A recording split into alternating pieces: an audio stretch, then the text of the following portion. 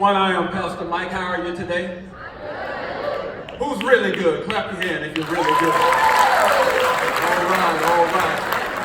Hey, I have slides. I only have about 5. You see the title of the slide. Is there a misprint? Somebody say yes. What's the problem? Sometimes you win, sometimes you someone said lose. But the reality of it is sometimes we win, sometimes we lose. So I want to talk about when we lose, it should really be a learning opportunity. And as leaders, you will fail sometimes. But it's only a failure if you don't learn anything from it. So let's jump right into this. Sometimes you win, sometimes you learn. 3 points I want to make today. One is when you win, enjoy your success. Enjoy your wins. Celebrate it. Remember that feeling. There's greatness inside each and every one of you, and I've come today to remind you to embrace the greatness that's already on the inside of you. I coach my grandson's basketball team. Right? I've been coaching, he's 12 years old. I've been coaching him since he's been about 3. And he said, Papa, my new school don't have a coach for this year for the middle school basketball team. Papa, can you come and coach the team? And of course I said, no. Come on, Papa, come and coach the team. I don't think I want to do that. Then he came home from school one day. I told the teachers, you're the new coach. He's a leader. He speaks things into existence. So finally I went, I talked to the athletic director, and she gave me her pitch, and I said, okay, I'll coach the team. And it was great because it was 15 players. Man, there was a lot of people on the team. But I decided to coach them. We were having practice. I was teaching them about the fundamentals. I said, I'll coach the team, but here are the 4 points we're going to do. 4 pillars. It was a Christian school, so we're going to practice Christian behavior. We'll be encouraging. We will support one another. Good sportsmanship, pillar number 1. Pillar number 2, you will learn the fundamentals to get ready for the next level. Pillar number 3, we will have some fun. And pillar 4, we will win a few games. So the teachers liked it, the parents liked it, the students got with the program, and I was feeling good because I saw kids who had never played before. They were learning how to play, they were working well together, we're having a great time. I felt like I was on top of the world. I embraced my superhero. Hi, I'm Batman. I embraced my superhero that was inside of me. The Batman came out.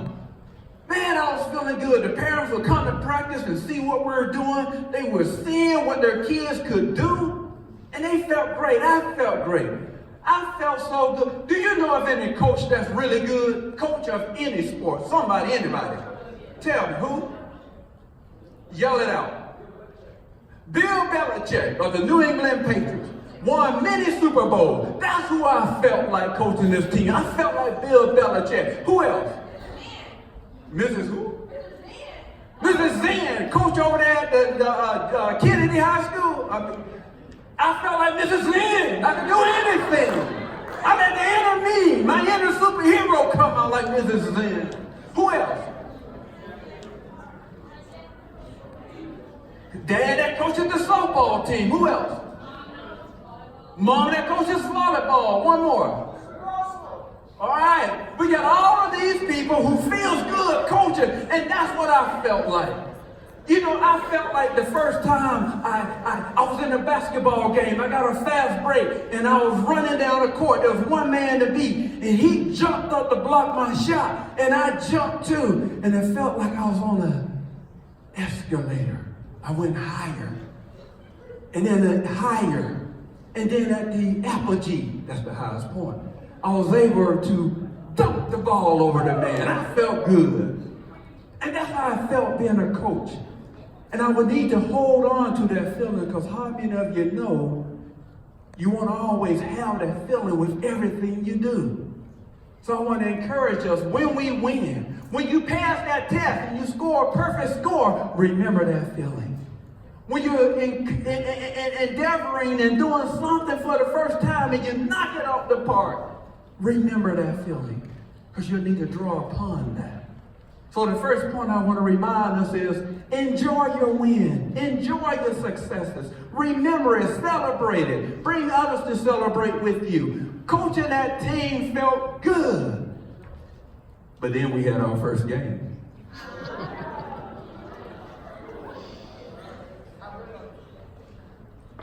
Prepare for the challenges, because we won't always win. Sometimes you win, sometimes you learn. So we had the first game, and we went over, and man, I felt good. I was feeling good. My team came, we had the two team captains. They ran out there, and they did what they had been taught to do with me on the sideline. They started their calisthenics. Everybody lined up, and they went, 1, 2, 3, 1, 1, 2, 3, 2. They did it all the way to 10. They knew what to do. Then they started stretching. 1, 2, 3, 1, 1, 2. Man, it looked good. Everybody was in formation. I'm an old military man too, so it looked good. They were making me proud. Then after that, they stretched to the right. 1, 2, 3. And they did it to the left. 1, 2, 3. And then after that, they dropped down. Assume the position. 1, 2, 3, 1, 1, 2, 3, 2. It was knocking it up. Knocking it up. Boy, they look good. They look good. I was so proud of them. Then we looked at the other end of the court. And there were giants down there. My tallest kid, who plays center, came up to my shoulder. This is middle school, 5th and 6th grade. Their point guard could look me eye to eye.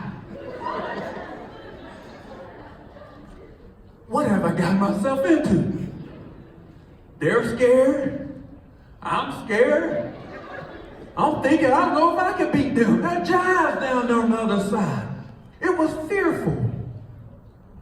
Fearful. Fearful. But just like our superhero, we have to have courage to face our fears. Every now and again, we have to say to our fear, "Hi, I'm Batman." And we have to have the courage to go on anyway. See, understand that courage is not the absence of fear. Courage is going on in spite of fear. You go on anyhow. So we look at those giants and say, you know what? We came to play ball. We came to bring our A game. We came to win. So get that fearful look off your face. Let's get some courage in our hearts, and let's go out here and play ball. They threw the ball up as a jump ball. My guy done way down here, the ball way up there, and the Giants knock it, and they control the tip. And they started going at it. They scored first, but then we scored. They scored again, but so did we. But see, here's the rules of middle school basketball.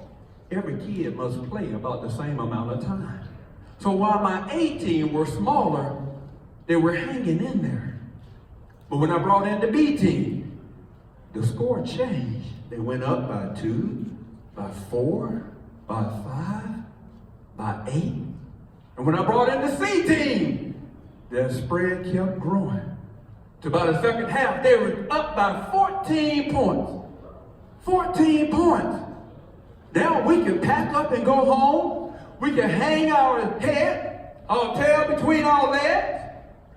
Or, hi, I'm Batman.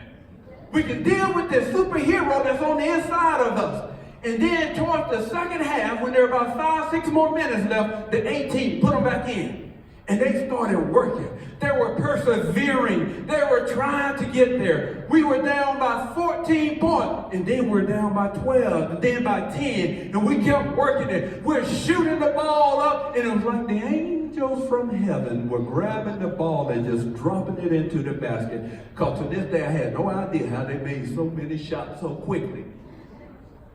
We were down by 8, by 6, by 5, by 4. We were down by 3 points with a few seconds left in the game. The ball came off the rim. They missed the shot. We got a rebound. We're down by 3, only a few seconds left.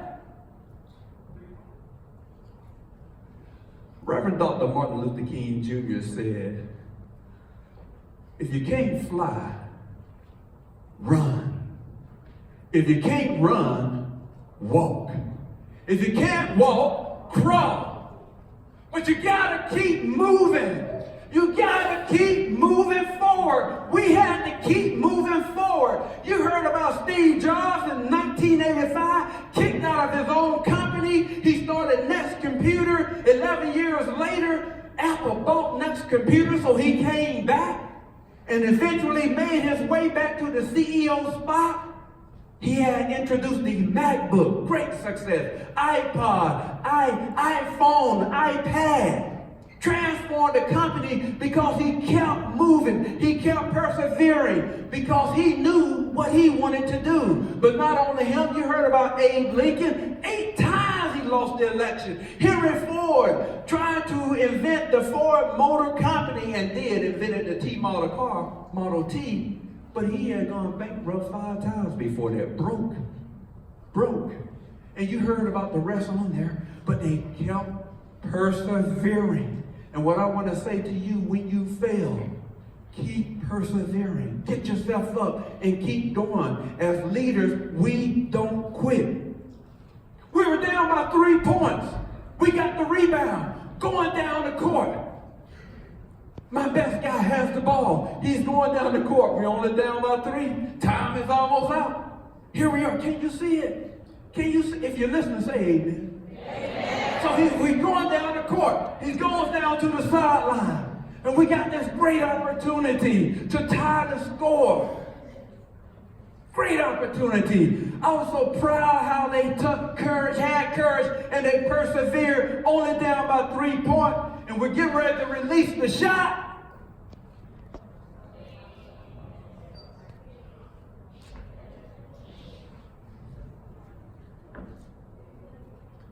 We lost the ball out of bounds.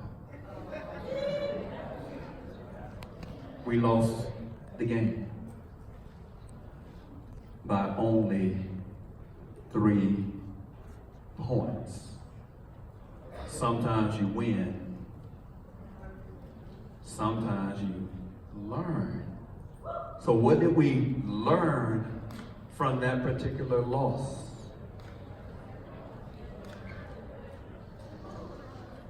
It's only a failure if you don't learn. And see, with us as leaders in the room, you leaders have to have the right spirit to be able to learn. One of my friends told me, Coach, you should have called timeout. So I don't blame the team for losing. I credit the team for the incredible comeback. But as a coaching error of a first-time coach of organized basketball, should have called timeout and put in a 3-point play to at least give us an opportunity to win the game. But I missed it. That was on me. As the leader of the team, that was on me. So would I repeat the mistake again? You would think that, right? We were in a tournament, and we played this other team in a tournament. This team was good. By the way, that team that we lost to the first game ended up being the winner of this major tournament. So this next team we played, we crushed them, man. We learned something. We crushed them. We beat another team. But there's one team. It was a tight score all the way down to the end. And again, we're down by 3 points. We had the ball. What do you think I did this time? I forgot to call timeout. And we lost again by 3 points. Every game after that, if it's close, I'll call the timeout. Because I learned from that point. But it took me 2 times of losing the same way. And by the way, those 2 teams we lost to would go on to compete for the championship. So we lost to 2 of the best teams. I encouraged my team. We came in 4th place out of 11 teams, so we did very well. But I encouraged the team because I told them, you were fearful, but you had courage and you went on anyway. You persevered. You fought all the way to the end. But the lesson was on me. And as leaders, you have to learn from your failures, learn from your mistakes, because that's how you grow. Had I won every game, I would not be a better coach. I'd just be a big-headed person. But because I lost the same way twice, it humbled me to take a look within. And now when I see a team up, I learn to call timeout. That's the same thing in life. You see you're losing, somebody's getting the best, it's time to call timeout. So we can take an assessment of the situation and course correct. It's necessary. We had to hit the reset button. LeBron, anybody know LeBron James? LeBron James did not know how to win a championship his first time through Cleveland. So he left. He went to Miami. He got with Dwayne Wade, who had won a championship, and with Pat Riley, a general manager with many championships, and he learned how to be a champion. And once he learned how to be a champion, he hit the reset button, and he came back to Cleveland. And what happened in 2016? He brought us to the promised land. He brought the championship back. But had he not learned, he probably would have stayed here and kept repeating the losses. Right? So we have to embrace the lessons when we lose. Failure, somebody say failure. What about this side of the room? Somebody say failure. Failure is only a failure if we don't learn from it. Because the truth of the matter is, really, sometimes we win, sometimes we learn, and every time we fail, we don't get it. We have to recognize it's a learning opportunity. It took Thomas Edison 1,000 times to figure out how to create a light bulb, but he kept going. Colonel Sanders knocked on over 1,000 restaurant doors before someone said yes to his now famous Kentucky Fried Chicken recipe. Failed many times, but they kept going. So once we fail, we learn what went wrong. We course correct, and we get up and we try again. That's the sign of true leadership. The question is not, will you fail? The question is, after you fail, will you get back up, learn from it, and try again? And as leaders, I pray the answer to that question is a resounding yes. So enjoy your successes, prepare for the challenges, and make sure you learn the lessons. In conclusion, as leaders, we have to. I urge you, I beseech you, dare I say, I implore you to have a growth mindset, which means that every opportunity is an opportunity to learn. It would make you a better leader. Amen? Amen. Amen. All right. Any questions before I get off stage? No questions. Too much peace, huh? Now it's time for questions. Yes, sir. In the shirt, red shirt.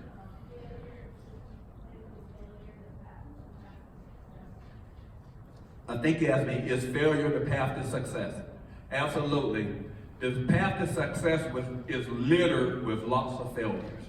But there are failures that someone learned the lesson from those failures that got them to success. I think Steve said it earlier, no one got to success in a straight line, right? It's littered with failures along the way, with lessons learned. Anybody else? Yes, sir. Ma'am, I can't see you. Let me hear you. She said, where do you preach at? Well, I'm now a community pastor. I had a church in Painesville, a church in Cleveland, but I preach at various churches throughout the Cleveland area now. So I'm on this circuit now, helping other pastors grow their churches. But thank you for that. Yes, sir. One more question? Go ahead. I'm so sorry. Stand up and shout it out for me because I can't hear you. I'm an old military man.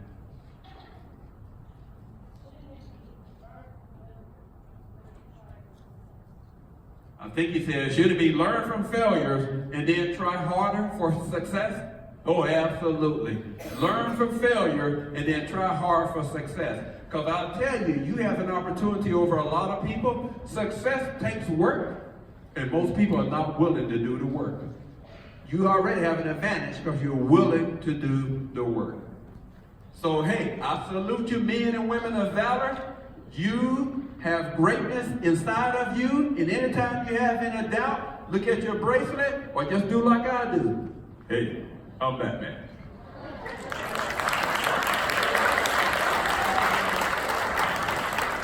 Give it up one more time for Pastor Mike. Now, he had some incredible messages. Not only is he Batman, but he had some